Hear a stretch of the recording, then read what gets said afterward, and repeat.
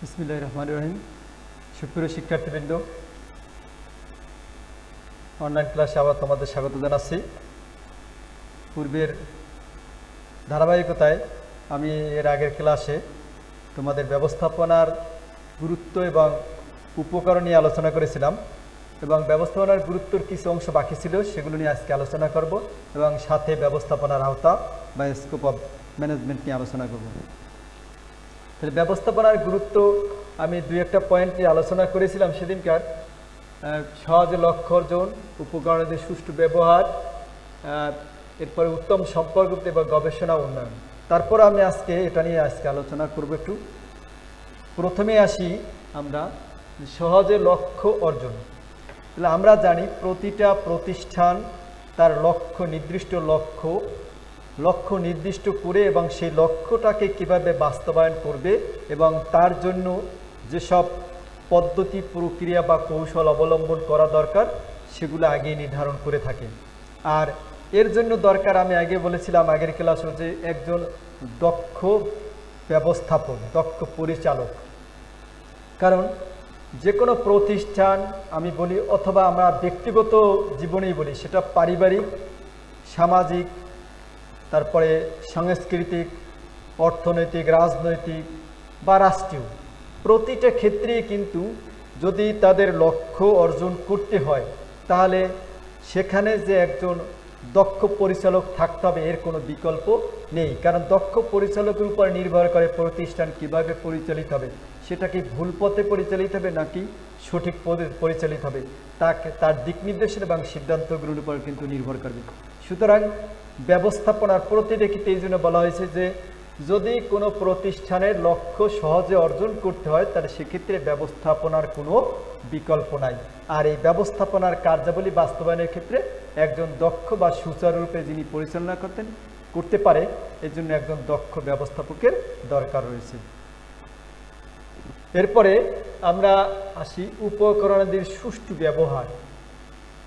তাহলে প্রতিষ্ঠান বা সংগঠন বা পারিবারিক প্রতিষ্ঠান বা পরিবার বা রাষ্ট্র, যেটাই বলি না কেন, রাষ্ট্রকেন্দ্রিক বা রাষ্ট্র নিয়ন্ত্রিত যেসব প্রতিষ্ঠান রয়েছে, প্রতিটা প্রতিষ্ঠান পরিচালনার ক্ষেত্রে কিছু উপকরণ, আসবাবপত্র বা কৌশল পদ্ধতি দরকার রয়েছে। আর এগুলা যে ক্ষেত্রে যতটুকু দরকার রয়েছে আমাকে সে ততটুকুই যোগান দিতে হবে এবং সেটার সুচারু ব্যবহার অথবা সুষ্ঠু ব্যবহার কিভাবে করা যায়, অর্থাৎ একটা প্রতিষ্ঠানের জন্য যেটা দরকার সেটার সর্বোত্তম ব্যবহার করতে হবে এবং সেটাকে আরও কিভাবে সঠিক পন্থায় অথবা সঠিক পদ্ধতি সেটা কিভাবে ব্যবহার করা যায় সেরকমের পদ্ধতি বা কৌশল অবলম্বন করতে হবে। আর যদি সেটা না করা যায় তাহলে সেই উপকরণের সুষ্ঠু ব্যবহার কিন্তু সম্ভব হবে না। অর্থাৎ যে কারণে অথবা যে উদ্দেশ্য নিয়ে প্রতিষ্ঠানের উপকরণ সংগ্রহ করা হয়ে থাকে এবং সেটা ব্যবহার করা হয়ে থাকে, সেই ব্যবহার যদি যুগোপযোগী না হয়, প্রতিষ্ঠান যদি সময়ের কাজ সময়ে করতে না পারে, অর্থাৎ যেখানে যে অবস্থায় যেটা দরকার সেটাই সেখানে কাজে লাগাতে হবে এবং যে সময়ে দরকার সেই সময়ে কিন্তু সেটা সরবরাহ অথবা যোগান দিতে হবে।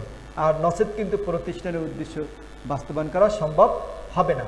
আর সেক্ষেত্রে যদি দক্ষ ব্যবস্থাপক হয়েও থাকে এবং তিনি যদি সঠিক সময় তার উপকরণ ব্যবহার করতে না পারেন তাহলে কিন্তু তিনি যতই দক্ষতার পরিচয় দিয়ে থাকেন না কেন তিনি কিন্তু তার লক্ষ্যপানে ধাবিত হতে পারবেন না। সেজন্য উপকরণাদি যতটুকুই থাকুক সেটা সঠিক সময়ে সঠিক স্থানে প্রয়োগ করে তারপরে কিন্তু প্রতিষ্ঠানের লক্ষ্য অর্জন সম্ভব। এরপরে আসি আমরা উত্তম সম্পর্ক প্রতিষ্ঠা। আমরা জানি একটা প্রতিষ্ঠানের সাথে আভ্যন্তরীণ অনেকগুলো জিনিস জড়িত থাকে, পক্ষ জড়িত থাকে এবং সেটা বাহ্যিক যে জিনিস আছে বাহ্যিকও আছে। প্রতিষ্ঠানের কারা থাকে, প্রতিষ্ঠানের মালিকের সাথে ব্যবস্থাপকের সাথে অন্যান্য কর্মকর্তাবৃন্দ, তাদের সাথে শ্রমিকবৃন্দ এবং প্রতিষ্ঠানের বাহিরে যারা আছে সরবরাহকারী থাকে, ক্রেতা থাকে, ভোক্তা সাধারণ থাকে, মধ্যস্থ কারবারি থাকে। তাহলে প্রতিটা ক্ষেত্রেই প্রতিষ্ঠানের যদি উদ্দেশ্য বাস্তবায়ন করতে হয় তাহলে প্রত্যেকের কিন্তু যোগাযোগ রক্ষা করতে হবে এবং তার মাধ্যমে একটা সম্পর্ক সৃষ্টি হবে এবং সেই সম্পর্কটা হবে অবশ্যই উত্তম সম্পর্ক, অর্থাৎ একজনের প্রয়োজনে আরেকজন, কারণ একজনের প্রয়োজনে যদি আরেকজন ব্যবহৃত না হয় তাহলে কিন্তু তার লক্ষ্য কারো লক্ষ্য কিন্তু অর্জন করা সম্ভব হবে না।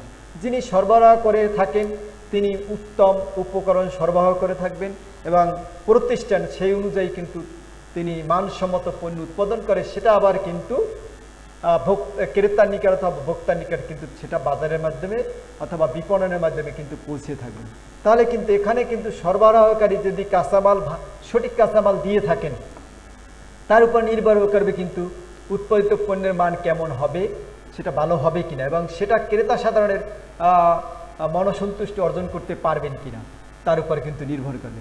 তাহলে এখানে কিন্তু প্রত্যেকের কিন্তু সাথে যদি একটা উত্তম সম্পর্ক অথবা আমরা বলি বিশ্বাস বা আত্মবিশ্বাসের সহিত কাজ করতে পারে তাহলে কিন্তু প্রতিষ্ঠানের যে উদ্দেশ্য বা লক্ষ্য থাকে সেটা বাস্তবায়নযোগ্য অথবা বাস্তবায়ন সম্ভব হবে। এরপরে আমরা আসি কর্মসংস্থানের সুযোগ সৃষ্টি। তাহলে ব্যবস্থাপনা শুধুমাত্র প্রতিষ্ঠান সুচারুরূপে পরিচালনা নিয়ন্ত্রণই করে না, এর মাধ্যমে কিভাবে রাষ্ট্রীয় পর্যায়ে সামাজিক অথবা সাংস্কৃতিক প্রতিটা ক্ষেত্রে আরও কিভাবে কর্মসংস্থান সৃষ্টি করা যায়, অর্থাৎ প্রতিষ্ঠানে আরও যদি ইউনিট বাড়ানো যায়, উৎপাদনের ক্ষেত্র যদি বাড়ানো যায়, পরিধি বাড়ানো যায়, সেক্ষেত্রে আরও জনবলের দরকার রয়েছে।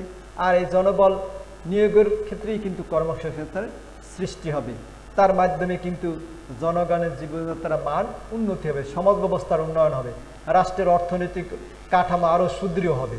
সুতরাং ব্যবস্থাপনার উপর কিন্তু নির্ভর করে প্রতিষ্ঠান অথবা রাষ্ট্রের কর্মসংস্থান বৃদ্ধি পাবে কি পাবে না, তারপরে বেকারত্ব কমবে কি কমবে না, অথবা সামাজিক অবস্থার ক্ষেত্রে সামাজিক যে অবক্ষয় বলি আমরা, সামাজিক যে একটা বিশৃঙ্খল অবস্থা সেটাও কিন্তু অনেকাংশে কমে যাবে যদি সেক্ষেত্রে কর্মসংস্থান সৃষ্টি করা যায়। তাহলে ব্যবস্থাপনার ক্ষেত্রে কিন্তু এরকম একটা সুযোগ রয়েছে। তাহলে একজন দক্ষ ব্যবস্থাপক কিন্তু তার ব্যবস্থাপনার মাধ্যমে কিন্তু তিনি প্রতিষ্ঠানের লক্ষ্য অর্জন করতে পারলে কিন্তু প্রতিষ্ঠান আরও সামনের দিকে নতুন নতুন প্রোডাক্ট বা পণ্য উৎপাদন করবে এবং তার জন্য কিন্তু আর দক্ষ জনবলের দরকার পড়বে এবং সেক্ষেত্রে কিন্তু কর্মসংস্থানও সৃষ্টি হবে।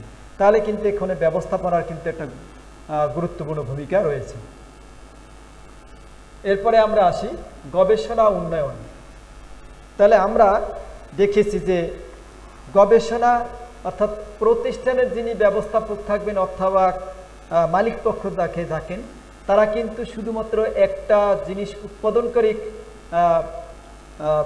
ঝিমিয়ে থাকেন অথবা স্থির থাকেন না, তারা আরও কি নতুন নতুন কিভাবে পণ্য উৎপাদন করা যায় এবং নতুন যে পণ্য উৎপাদন করা যায় শুধু তা নয়, সেক্ষেত্রে আরও সেটাকে কিভাবে আরও সামনের দিকে নিয়ে যাওয়া যায়, কিভাবে আরও ভোক্তাদের সন্তুষ্টি অর্জন করা যায়, কিভাবে তাদের মনোযোগ আকৃষ্ট করা যায়, কিভাবে তাদের সচেতনতা সৃষ্টি করা যায়, এগুলো নিয়ে কিন্তু তারা কাজ করে। তাহলে এক্ষেত্রে কিন্তু দক্ষ ব্যবস্থাপক কিন্তু তাই চিন্তা করে, অর্থাৎ শুধুমাত্র যে প্রতিষ্ঠানের যে প্রাতিষ্ঠানিক যে উদ্দেশ্য বাস্তবায়ন তা কিন্তু শুধু নয়, আরও সামনের দিকে আরও কি নিত্য নতুন কিছু আরও কিছু সৃষ্টি করা তৈরি করা যায় কিনা তা নিয়ে কিন্তু আরও তিনি গবেষণা করে থাকেন। তাহলে এই গবেষণার ক্ষেত্রে কিন্তু আগে কিন্তু সেক্ষেত্রে কিন্তু তাকে তথ্য নির্ভর, অর্থাৎ বাজারে কি ধরনের পণ্য ক্রেতা সাধারণ পছন্দ করেন অথবা ভোক্তা সাধারণ কোন ধরনের পণ্য পছন্দ করেন সেটা বাজার থেকে কিন্তু তিনি তার তথ্য নেবেন। অর্থাৎ তাহলে এই ক্ষেত্রে কিন্তু যোগাযোগ কিন্তু একটা গুরুত্বপূর্ণ ভূমিকা পালন করে থাকেন। তাহলে যোগাযোগের মাধ্যমে যদি সঠিক তথ্য না পাওয়া যায় তাহলে সেক্ষেত্রে কিন্তু নতুন নতুন পণ্য তৈরি করাও সম্ভব হবে না, কারণ জনগণের চাহিদার উপরে নির্ভর করবে সেই নতুন উৎপাদিত পণ্য চলবে কি চলবে না, জনগণ সেটা আগ্রহ সহকারে সেটা কি করতে আকৃষ্ট হবে কিনা সেটা কিন্তু নির্ভর করে জনগণের চাহিদার উপরে। সুতরাং সেই চাহিদার কথা চিন্তা করেই ব্যবস্থাপককে গবেষণা করতে এবং সেটা কীভাবে সামনের দিকে অগ্রসর করা যায় তা নিয়ে চিন্তা ভাবনা করতে হবে। এরপর আসি আমরা দক্ষতা বৃদ্ধি। দক্ষতা বৃদ্ধি এক্ষেত্রে আমরা বলি যে প্রতিষ্ঠানের যারা কর্মরত থাকেন এই কর্মরত ব্যক্তিকে যদি কাজে লাগানো না হয় তাহলে কিন্তু তার পক্ষে তার দক্ষতা বৃদ্ধি করা সম্ভব হবে না, কারণ যিনি যে কাজ ভালো পারেন তাকে সেই কাজে যুক্ত থেকে এবং আরও সাথে সাথে আরও কিছু বাড়তি যদি কাজ দেওয়া হয় তাহলে তার কিন্তু আরও দক্ষতা অন্যদিকেও বৃদ্ধি পাবে। শুধুমাত্র একটি দিকেই কিন্তু ধাবিত হলেই চলবে না, কারণ সাথে যে অন্যান্য যে কিছু আশেপাশে যে কাজগুলো থাকবে সেগুলো কাজের সাথে তাকে যুক্ত করে মানে বাড়তি কিছু দিয়ে তার সাথে যদি যুক্ত করা যায় তাহলে কিন্তু তার দক্ষতা কিন্তু আরও অন্যদিকেও বৃদ্ধি পাবে। সুতরাং একমুখী কাজের দিকে ধাবিত না করে তাকে আরও কিছু বহুমুখী অন্যান্য দিকে ধাবিত করা যায় কিনা তাহলে সেদিকে চেষ্টা থাকতে হবে। তাহলে কিন্তু কর্মীরা যারা কর্মরত থাকে তারাও কিন্তু আগ্রহী হবে। অর্থাৎ যেহেতু একটা কাজ করতে করতে যেমন একঘেয়েমি চলে আসে, সেক্ষেত্রে যে আরও নতুন কিছু কাজ দেওয়া হয় অথবা উদ্দীপনা সৃষ্টিমূলক কিছু করা হয় তাহলে কিন্তু তারা আরও আগ্রহ সহকারে কাজ করে এবং তার মাধ্যমে কিন্তু তাদের দক্ষতা বৃদ্ধি পাবে। সুতরাং যারা ব্যবস্থাপনার সাথে জড়িত থাকেন অথবা পরিচালনার ক্ষেত্রে জড়িত থাকেন তাদের কিন্তু এই চিন্তা ভাবনা মাথায় রেখেই কিন্তু তারপরে কাজ করতে হবে। এরপরে আসি আমরা শৃঙ্খলা এবং নিয়মাবর্তিত প্রতিষ্ঠা। আমরা জানি যে কোনো কাজের ক্ষেত্রে শৃঙ্খলা, আমরা বলি যে বাংলাদেশের অথবা সারা পৃথিবীব্যাপী যে বাহিনীগুলো রয়েছে, আমরা বলি যে স্থলবাহিনী, তারপরে স্থলবাহিনী অর্থাৎ সেনাবাহিনী, নৌ বিমান, এই যে বাহিনীগুলো আছে তাদের মধ্যে কিন্তু শৃঙ্খলাবোধ কিন্তু অত্যন্ত কঠোরভাবে মেনে চলা হয় এবং সেক্ষেত্রে কিন্তু তাদের যে কোনো কাজ কিন্তু তারা সঠিক সুচারুরূপে কিন্তু তারা সম্পাদন করে থাকেন। এই জন্য প্রতিটা ক্ষেত্রে কিন্তু শৃঙ্খলা দরকার রয়েছে। সেটা আমি বলছি বাহিনীর ক্ষেত্রে শুধু নয়, প্রতিটা ক্ষেত্রেই। আমি শুধুমাত্র উদাহরণ সহকারে উপস্থাপনের জন্য বললাম। এই জন্য শৃঙ্খলা এবং নিয়মাবর্তিত অর্থাৎ নিয়ম শৃঙ্খলা নিয়ম কানুন মেনে তারপর আমাকে কাজ করতে হবে। অর্থাৎ প্রতিষ্ঠানের যে কিছু আভ্যন্তরীণ নিয়মকানুন রয়েছে, সেক্ষেত্রে রাষ্ট্রীয় কিছু নিয়মকানুন রয়েছে, সামাজিক কিছু মূল্যবোধ বা সামাজিক কিছু শৃঙ্খলাবোধ রয়েছে, এগুলো মেনে চলে তারপর কিন্তু কাজ করতে হবে। আর এগুলো যদি কাজ না করা হয় তাহলে কিন্তু প্রতিষ্ঠানের ক্ষেত্রে যেমন বিশৃঙ্খলা পরিস্থিতির সৃষ্টি হবে এবং সেটা কিন্তু পরবর্তীতে সেটা সামাজিক যে বিশৃঙ্খলায় পরিণত হবে, সেখান থেকে আবার কিন্তু রাষ্ট্রীয় পর্যায়ে চলে যায়। এবং আমরা দেখেছি মাঝে মাঝে বিভিন্ন প্রতিষ্ঠানের ক্ষেত্রে এই ধরনের পরিস্থিতি কিন্তু পরবর্তীতে রাজনৈতিক যে অস্থিতিশীলতা এই দিকে ধাবিত হয় কিন্তু। সুতরাং প্রতিষ্ঠানের শৃঙ্খলা বা নিয়মাবর্তিতা এক্ষেত্রে শুধু প্রতিষ্ঠানের ক্ষেত্রেই নয়, ব্যক্তির ব্যক্তিগত জীবন, সামাজিক, রাষ্ট্রীয় প্রতিটা ক্ষেত্রেই কিন্তু এর প্রভাব পড়ে থাকে। সুতরাং শৃঙ্খলা এবং নিয়মাবর্তিতা যতটা পালন করা যাবে প্রতিষ্ঠানের ক্ষেত্রে, আমি বলি ব্যক্তি জীবনে যেখানেই হোক না কেন, সেখানে তার সফলতা আসবেই। আর এই সফলতা আসার ক্ষেত্রে কিন্তু এগুলা মেনে চলতেই হবে। এরপরে আসি আমরা সামাজিক উন্নয়ন। তাহলে আমরা আগেই বলেছি কিছু পয়েন্ট আছে, যেমন আমরা বলি যে কর্মসংস্থানের সৃষ্টি। এখন বেকারত্ব যে দেশে যত বেশি, যে সমাজে অথবা যে জেলা বলি উপজেলায় বলি, যেখানে বেকারত্বের হার যেখানে যত বেশি সেখানে কিন্তু সামাজিক অবক্ষয় বেশি। অর্থাৎ সেখানে আইন শৃঙ্খলা পরিস্থিতির অবনতি হয়ে থাকে, সেখানে অন্যান্য বিভিন্ন ধরনের আইন শৃঙ্খলা পরিপন্থী যেসব কর্মকাণ্ড সেগুলো কিন্তু বেশি পরিচালিত হচ্ছে, কর্মকাণ্ড সংগঠিত হচ্ছে। এর কারণ কি?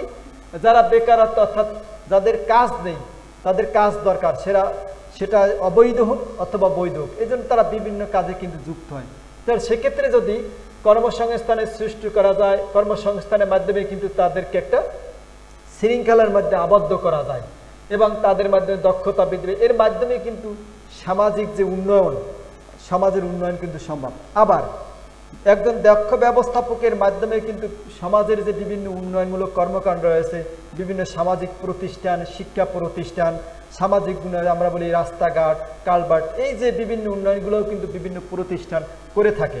এটা কিভাবে করবে? যদি প্রতিষ্ঠান তার উদ্দেশ্য লক্ষ্য পানের দাবিতে তার লক্ষ্য অর্জন করতে সক্ষম হয়, তারপরে কিন্তু তিনি সামাজিক উন্নয়নের দিকে অগ্রসর হতে পারবেন।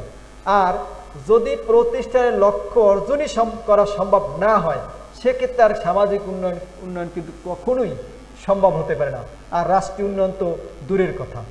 সেজন্য একজন দক্ষ ব্যবস্থাপকের উপর কিন্তু নির্ভর করে প্রতিষ্ঠান কোন দিকে ধাবিত হবে এবং তার মাধ্যমে কোনো সামাজিক উন্নয়ন সম্ভব কি সম্ভব না। প্রিয় শিক্ষার্থীবৃন্দ, এরপরে আমরা আসি, আমরা তো গুরুত্বের কথা বললাম, এরপর আওতা আসি আমরা যে ব্যবস্থাপনা কি নিয়ে কাজ করে, ব্যবস্থাপনার আওতা বা কতটুকু।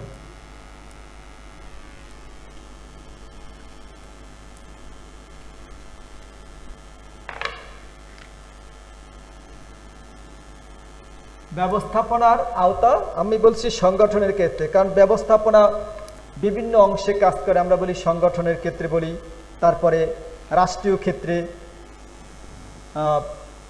তারপরে কার্যাবলীর ভিত্তিতে, এরপরে আছে কৌশল প্রয়োগের ভিত্তিতে আওতা, তারপরে কাজের প্রকৃতি ভিত্তিতে এবং প্রয়োজন ভিত্তিক আওতা। তাহলে আমি আজকে একটা নিয়ে আলোচনা করব, সেটাকে লিখিয়ে দিচ্ছি সংগঠনের ভিত্তিতে, অর্থাৎ সংগঠন মানে কি আমরা বলি যেটা প্রাতিষ্ঠানিক দৃষ্টিকোণ থেকে। তাহলে আমরা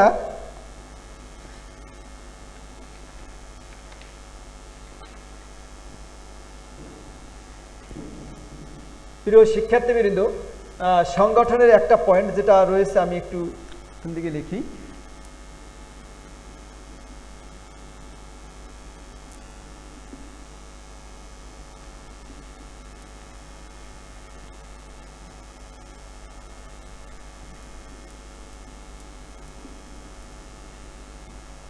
পারিবারিক জীবনে,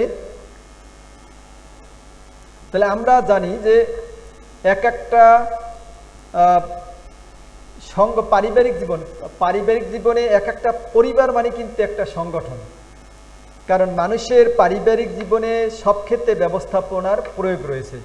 অর্থাৎ একটা প্রতিষ্ঠানের, একটা পরিবারের দৈনন্দিন জীবনে যে কাজগুলো করতে হয়, সেই কাজগুলো কিন্তু প্রতিটাই কিন্তু পরিকল্পনা মাফিক করতে হয়। তো পরিকল্পনা প্রণয়ন করতে হয়, সংগঠন তৈরি করতে হয়, অর্থাৎ সংগঠন করতে হয়, নির্দেশনা দিতে হয় এবং এগুলো নিয়ন্ত্রণ করতে হয়। অর্থাৎ তার মানে সুশৃঙ্খল ব্যবস্থাপনার মানুষের ব্যক্তিগত এবং পারিবারিক জীবনকে সুফল ও সুন্দর করতে বাধ্য। মানে হলো যে পরিবারে শৃঙ্খলা বোধ থাকে, অর্থাৎ পিতামাতা দক্ষ ব্যবস্থাপকের ভূমিকায় অবতীর্ণ হতে পারে, তখনই তাদের অধীনে তাদের সন্তান রয়েছে, অন্যান্য যারা সদস্যবর্গ রয়েছে, তারা যদি তাদের কথা মেনে চলে, তাদের পরিকল্পনা মাফিক চলে, তাদের নির্দেশিত পথে চলে, তাহলেই কিন্তু নিয়ন্ত্রণ করা সম্ভব প্রতিষ্ঠান কিভাবে পরিচালিত হবে। এর ভিতরে যদি কোনো ভুল ত্রুটি হয় তাহলে সংশোধন, অর্থাৎ অন্য যারা সদস্যবর্গ রয়েছে তারা দেখিয়ে দিবে, যারা পরিবার পরিচালনা পিতামাতাকে, বা পিতা অথবা মাতাকে বলবে যে বাবা এখানে ভুল হচ্ছে, এইরকম করলে মনে হয় ভালো হয়, এরকম যদি পরামর্শ দিতে পারে পিতামাতাকে, তাহলে ওই পরিবার তাদের ব্যক্তিগত জীবনে এবং সামাজিক জীবনে কিন্তু তারা একটা সুনামের সহিত পরিচালিত হতে পারবে। সেক্ষেত্রে প্রতিটা সদস্যবর্গেরই কিন্তু দায়িত্ব রয়েছে যে ব্যক্তি জীবনে যারা ব্যবস্থাপকের ভূমিকায় অবতীর্ণ হয়, তাদের পরিকল্পনা বাস্তবায়নের ক্ষেত্রে তারা সহযোগিতা কীরকম করছে, তাদের নির্দেশনা মানছে কিনা, অথবা তাদের নির্দেশিত পথে তারা চলছে কিনা, তাহলে কিন্তু তাদের নিয়ন্ত্রণ করা সম্ভব হবে। সেজন্য আমরা বলি যে ব্যক্তিগত জীবন এটাও কিন্তু একটা ব্যবস্থাপনা, আর এর ব্যবস্থাপনার ক্ষেত্রে কিন্তু একজন ব্যবস্থাপক রয়েছে। সে হতে পারে পিতার অনুপস্থিতিতে মাতা, অথবা পিতামাতার অনুপস্থিতি যিনি বড় সন্তান অথবা জ্যেষ্ঠ সন্তান থাকবে, তিনি কিন্তু একজন ব্যবস্থাপকের ভূমিকায় অবতীর্ণ হবেন, এবং তাকে দক্ষ ব্যবস্থাপকের ভূমিকা অবতীর্ণ হতে পারলেই কিন্তু ব্যক্তিগত বা পারিবারিক পর্যায়ে কিন্তু তাদের যে উদ্দেশ্য রয়েছে সেটা সব অর্জন করা সম্ভব হবে। তাহলে আমি এখানে পারিবারিক অথবা আমরা বলতে পারি ব্যক্তিগত জীবন, ব্যক্তি জীবন। তারপরে আমরা আসি সামাজিক এবং রাজনৈতিক বা সামাজিক বা ধর্মীয়, আমরা অন্য ক্ষেত্রে দেখি ব্যবসায়িক ক্ষেত্রে।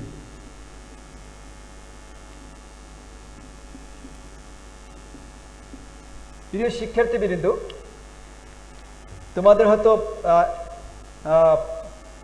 ব্যবসায় সংগঠন ব্যবস্থাপনার প্রথম পত্রের এক মালিকানা সংগঠনের সম্পর্কে তোমাদের হয়তো স্যার পড়িয়েছে, আমিও মনে হয়তো ধরেছিলাম। যাই হোক, তাহলে তোমরা শুনেছো ব্যবসায় ক্ষেত্রে এক মালিকানা সংগঠন, অংশীদারি, যৌথ মূলধনী, কোম্পানি সংগঠন, যৌথ প্রচেষ্টা, তারপরে আন্তর্জাতিক সংগঠন বা আন্তর্জাতিক ব্যবসায় প্রতিষ্ঠান, এই ধরনের আছে, ব্যাংক, বিমা, হোটেল। তাহলে এই যে যেসব প্রতিষ্ঠান রয়েছে, তাহলে এক্ষেত্রে কিন্তু ব্যবস্থাপকের যে ক্ষেত্রটা এক এক ক্ষেত্রে কিন্তু এক এক রকমের, কারণ এক মালিকানা ব্যবসায়ের ক্ষেত্রটা ছোট এবং ব্যবস্থাপককেও তার ক্ষেত্র পরিধিটাও ছোট, তার কাজের পরিধিটাও ছোট, কিন্তু কাজ কিন্তু অনেক, প্রত্যেকের ক্ষেত্রে কাজ কিন্তু সবগুলোই করতে হয়। আবার অংশীদারির ক্ষেত্রে আবার ব্যবস্থাপক বিভিন্ন অংশে বিভিন্ন জন থাকে, যৌথ মূলধনী কারবারও থাকে।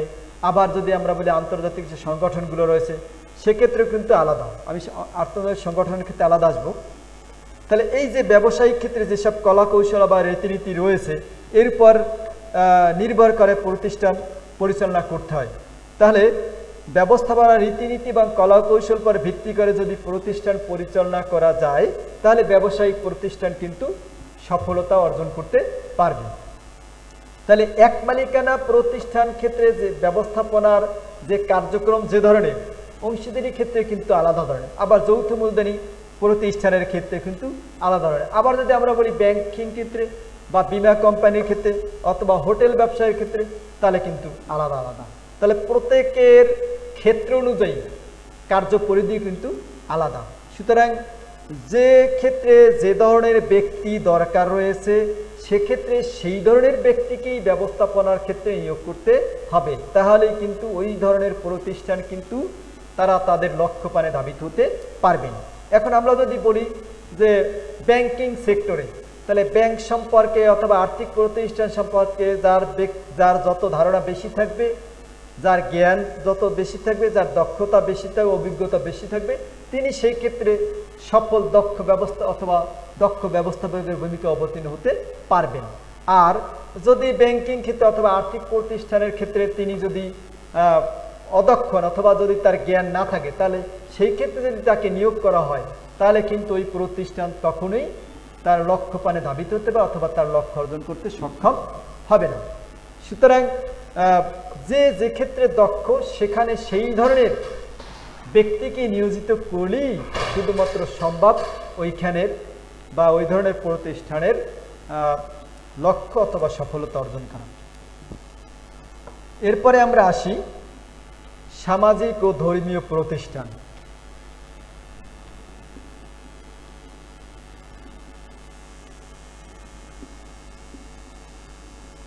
সামাজিক ও ধর্মীয় প্রতিষ্ঠান।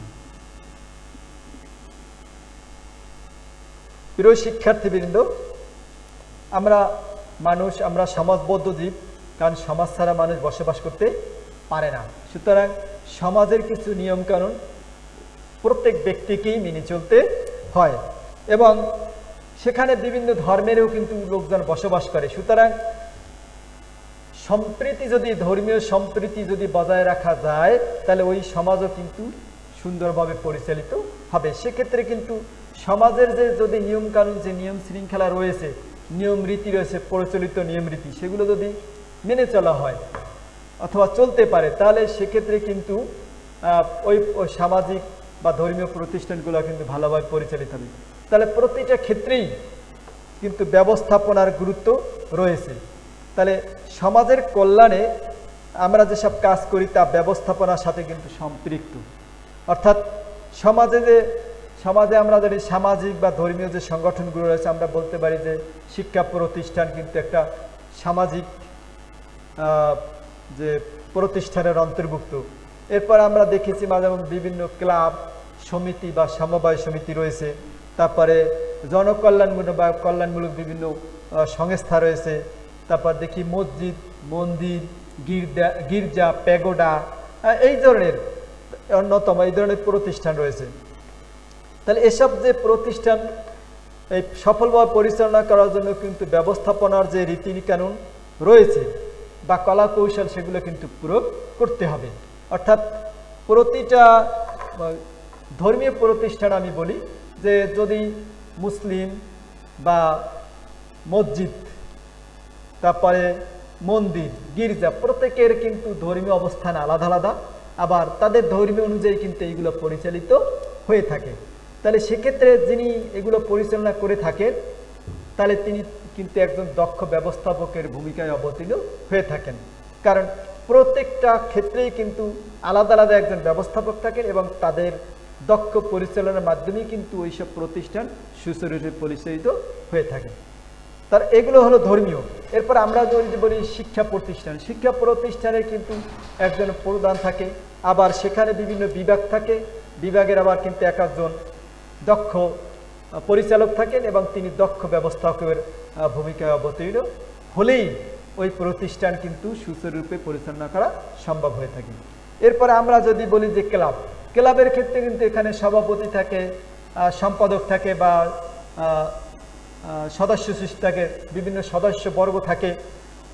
এরা কিন্তু সম্মিলিত প্রচেষ্টার মাধ্যমে কিন্তু ওই সংস্থা বা সমিতি পরিচালিত হয়ে থাকে। তাহলে এক্ষেত্রে কিন্তু প্রত্যেকের দায়িত্ব কিন্তু আলাদা আলাদা এবং প্রত্যেকে কিন্তু একজন ব্যবস্থাপক যে নিয়ম রীতি রয়েছে সেই অনুযায়ী কিন্তু তারা পরিচালিত হয়ে থাকে এবং এই প্রতিষ্ঠানগুলো কিন্তু তারা পরিচালনা করে থাকে। আর যদি সেই নিয়মকানুন অনুযায়ী পরিচালনা করতে পারে তাহলেই কিন্তু ওই প্রতিষ্ঠানের লক্ষ্য বাস্তবায়ন বা লক্ষ্য অর্জন করা সম্ভব হয়ে থাকে।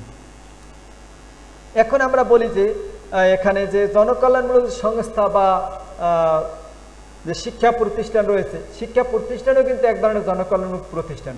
আবার জনকল্যাণমূলক প্রতিষ্ঠান কিন্তু অর্থাৎ যেখানে কোনো মুনাফা অর্জনের কোনো উদ্দেশ্য থাকে না, শুধুমাত্র জনকল্যাণমূলক কাজগুলো করে থাকে। বাংলাদেশের এরকম একটা রাষ্ট্রীয় প্রতিষ্ঠান আছে, বিভিন্ন রাষ্ট্রীয় প্রতিষ্ঠান আছে। তার মধ্যে আমরা যদি বলি এখন বাংলাদেশ পানি উন্নয়ন বোর্ড, তারপরে রেড ক্রিসেন্ট সোসাইটি, এই যে ধরনের এগুলো কিন্তু কখনোই তারা কখনো লাভের আশা করে না।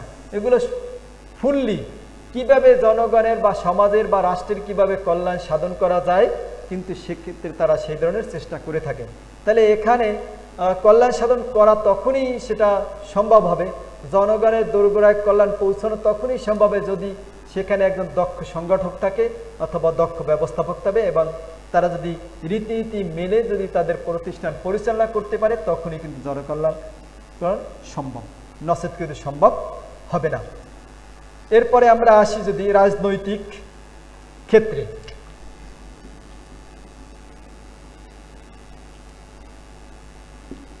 রাজনৈতিক ক্ষেত্রে প্রিয় শিক্ষার্থীবৃন্দরা, তোমরা দেখেছো প্রতিটা দেশেই বিভিন্ন রাজনৈতিক দল রয়েছে এবং প্রতিটা রাজনৈতিক দলেরও কিন্তু আলাদা আলাদা উদ্দেশ্য রয়েছে। আবার তাদের যে সাংগঠনিক কাঠামো, সেই কাঠামোগুলোও কিন্তু আলাদা আলাদা এবং সেই তাদের কিন্তু কিছু নিয়ম কানুন রয়েছে। তারা কোন ক্ষেত্রে কোন কিভাবে করবে, তাদের পররাষ্ট্রনীতি, তারা রাষ্ট্রীয় ক্ষমতা গেলে তাদের পররাষ্ট্রনীতি কি হবে, তাদের নিয়ম কানুন কি হবে, কিন্তু প্রত্যেকের কিন্তু উদ্দেশ্য নীতি আলাদা হলেও কিভাবে রাষ্ট্রীয় উন্নয়ন করা যায় উদ্দেশ্য কিন্তু সেটা থাকে।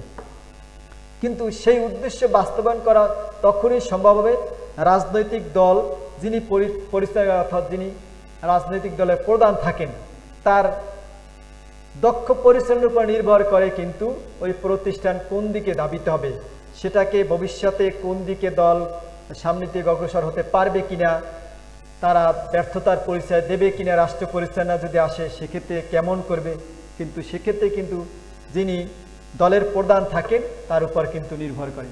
এরপরে আমরা যদি বলি যিনি রাষ্ট্রপতি থাকবেন, যিনি প্রধানমন্ত্রী থাকবেন, প্রধানমন্ত্রীর অধীনে বিভিন্ন দপ্তর থাকে, রাষ্ট্রপতির অধীনে বিভিন্ন দপ্তর থাকে, তাহলে এই দপ্তরগুলা কিভাবে পরিচালিত হবে সুচারুরূপে, কিন্তু সেটা নির্ভর করে তাদের পরিচালনার উপর, তাদের পরিচালনার দক্ষতার উপর, তাদের অভিজ্ঞতার উপরে। তাহলে তারা যত বেশি দক্ষতার পরিচয় দিতে পারবেন ততই কিন্তু ওই প্রতিষ্ঠানের যে উদ্দেশ্য রয়েছে সেই উদ্দেশ্যগুলো কিন্তু বাস্তবায়নযোগ্য বা বাস্তবায়ন সম্ভব হবে।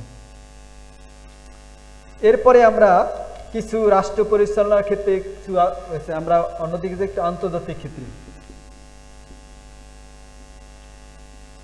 আন্তর্জাতিক